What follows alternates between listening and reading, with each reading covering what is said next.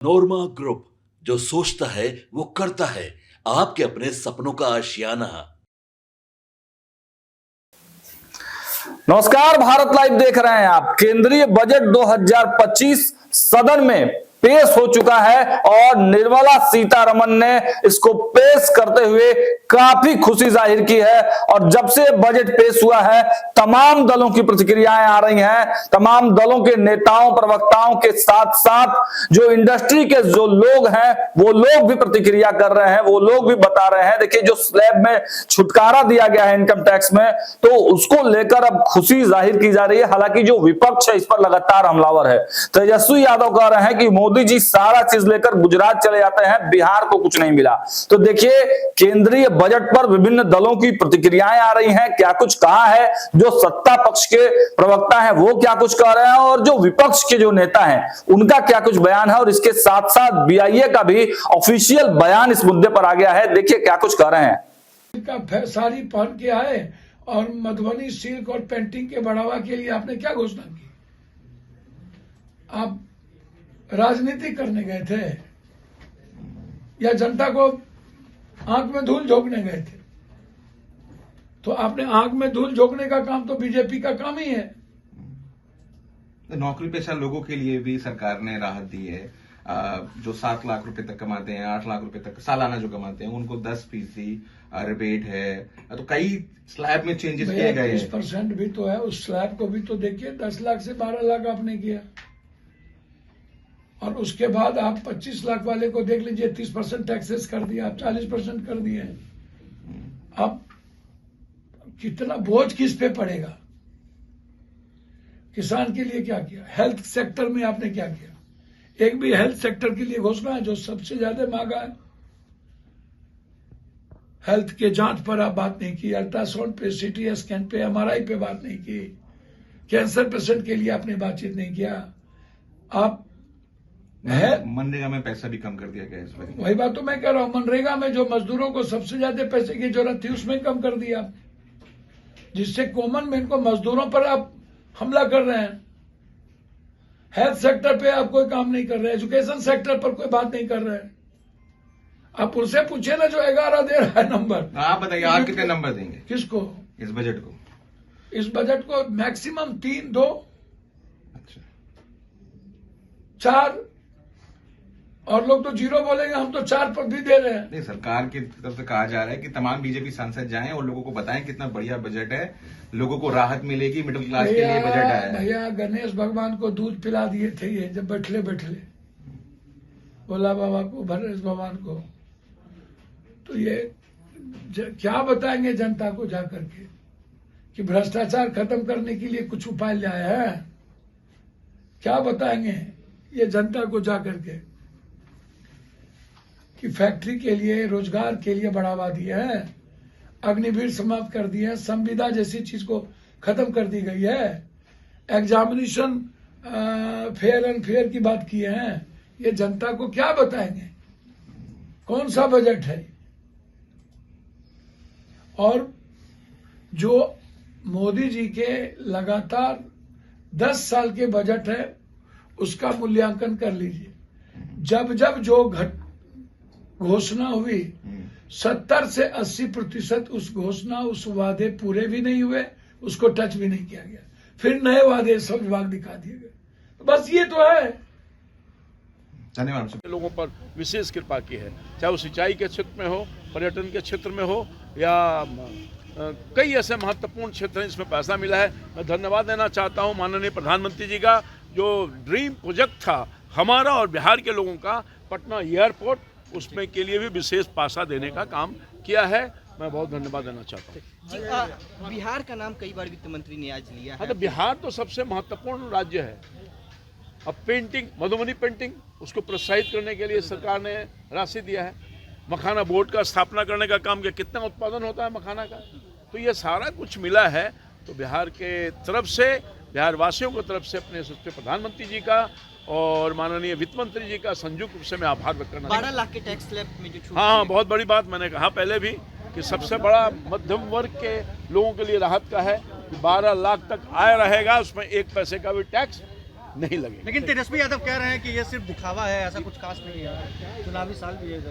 अब देखिए, अब इन लोगों का जवाब हम नहीं देना चाहते हैं। जो विपक्ष में बैठे हैं ना, विपक्ष के नेता, अपने गिरबान में झांक के देखें ना, जब उनका सत्ता सरकार तो क्या किया था। इनके पास बोलने के लिए कुछ नहीं है, इसलिए अपना अनाप शनाप बोल करके लोगों को दिग्भ्रमित करने की कोशिश कर रहे हैं। सच्चाई तो ये है कि माननीय मोदी जी की सरकार ने पिछले 11 साल में जो किया बिहार के लिए या देशवासियों के लिए, आज तक किसी सरकार ने नहीं किया। इनके भी विपक्ष में जो लोग थे, उनके सहयोग से भी कांग्रेस पार्टी की सरकार लगातार चली, मगर क्या हुआ बिहार के लिए हम जानना चाहते हैं।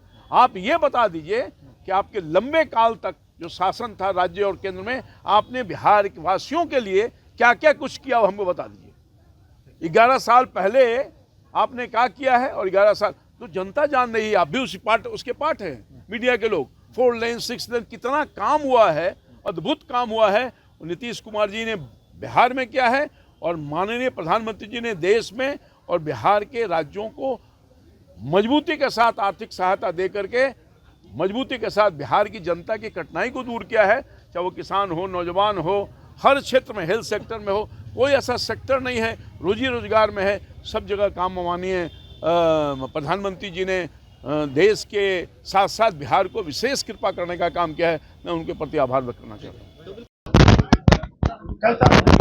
बहुत संतुलित बजट है, हर क्षेत्र को कवर किया गया है। बिहार में चूंकि एग्री प्रोडक्ट्स है, फूड प्रोसेसिंग के ऊपर में जो जोर दिया गया है वो बहुत ही सराहनीय चीज़ है, क्योंकि हम लोग के यहाँ मिनरल तो है नहीं, केवल हम एग्री प्रोडक्ट्स के ऊपर ही डिपेंड करते हैं। तो उसमें वैल्यू एडिशन जो होगा, चाहे वो मखाना हो या फल हो, सब्जी हो या ग्रेन हो, पल्स के ऊपर डिपेंडेंस को बढ़ाया गया है। हम सेल्फ सफिशिएंट ही नहीं, वर्ल्ड में एक हब बनने जा रहे हैं। हर दिशा से सीनियर सिटीजन हो, कॉमन टैक्स पेयर हो, सब लोगों को इसमें सुविधा दी गई है। ऐसा संतुलित बजट लगता है बहुत सालों बाद आया है। मेरा नाम है जीपी सिंह, मैं फॉर्मर वाइस प्रेसिडेंट हूँ बिहार उद्योग संघ का। बिहार की जनता पूछ रही है, बिहार की जनता जवाब चाहती है नीतीश जी कि चंद्रबाबू नायडू आंध्र प्रदेश के लिए सब कुछ ले जाते हैं, लेकिन आप 32 पन्ने का जो प्रपोजल दिया उस पर भी केंद्र सरकार ने ध्यान नहीं दिया। केंद्र सरकार आखिर बिहार के साथ इतना उपेक्षा का भाव क्यों रख रही है। बिहार में ना तो इंफ्रास्ट्रक्चर डेवलपमेंट की बात हुई, ना नए हवाई अड्डे के निर्माण की बात हुई, ना एग्रो इंडस्ट्रीज की बात हुई, और ना ही बिहार के नौजवानों के लिए कोई कार्य योजना प्रस्तुत किया गया। बिहार में नौजवानों को जिस तरह से छलने का काम केंद्र की सरकार कर रही है, डबल इंजन सरकार कर रही है, यह स्पष्ट रूप से दिखता है। नौकरी और रोजगार के प्रति केंद्र सरकार के बजट में कोई संकल्प नहीं दिखा, छात्रों के लिए कोई कार्य योजना नहीं दिखी, किसानों को भी निराश करने का कार्य किया गया। सिर्फ और सिर्फ ये कहीं ना कहीं रैपर बदल करके बजट प्रस्तुत किया गया, यह स्पष्ट रूप से दिखता है। हाँ, ये बात अवश्य हुआ कि केंद्रीय वित्त मंत्री निर्मला सीतारमण जी ने मधुबनी पेंटिंग्स का साड़ी पहन करके बिहार के लोगों को जो राजनीतिक रूप से आकर्षित करने का काम किया है वही दिखा।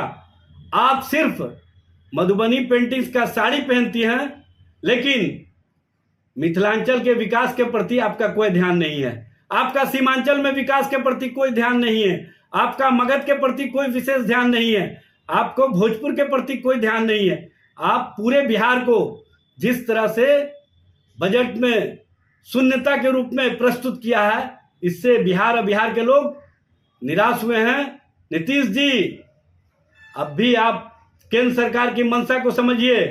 आप स्पष्ट रूप से बताइए कि उस 32 पन्ने में आपने किन किन बातों का उल्लेख किया था जो केंद्र सरकार ने दरकिनार। आज जो केंद्रीय वित्त मंत्री निर्मला सीतारमण जी ने जो बजट पेश किया है, अभूतपूर्व बजट है। इस बजट के लिए देश के यशस्वी प्रधानमंत्री श्री नरेंद्र मोदी जी और यशस्वी वित्त मंत्री निर्मला सीतारमण जी बधाई के पात्र हैं, अभिनंदन के योग्य हैं। बिहार को पहली बार बजट में इतनी बड़ी सौगात मिली है। मखाना बोर्ड का गठन, मिथिलांचल के किसानों के लिए स्पेशल पैकेज, शाहबाद और मगध के कैनाल का विस्तारीकरण और आईआईटी का विस्तारीकरण, एयरपोर्ट और ग्रीनफील्ड जैसे अनेकों योजनाएं, 7-8 प्रमुख योजनाओं का और उसके साथ और भी अनगिनत योजनाओं का बिहार को फायदा मिलेगा। इससे बिहार विशेष रूप से बढ़ेगा और माननीय मुख्यमंत्री नीतीश कुमार जी के नेतृत्व में और देश के यशस्वी प्रधानमंत्री श्री नरेंद्र मोदी जी के मार्गदर्शन में देश के अग्रिम राज्यों में खड़ा होगा। बिहार के गरीबों, किसानों, मिडिल वर्ग आज प्रधानमंत्री को अभिनंदन कर रहा है और उनके लिए बिहार आज जो है आशा भरी निगाहों से जो देख रहा था, आज उस आशा को पूरा करने का काम माननीय प्रधानमंत्री और वित्त मंत्री जी ने किया है। इनकम टैक्स में 12 लाख तक की आय पर कोई इनकम टैक्स नहीं। इनकम टैक्स पेयरों के लिए इस बजट में बहुत बड़ी खुशखबरी।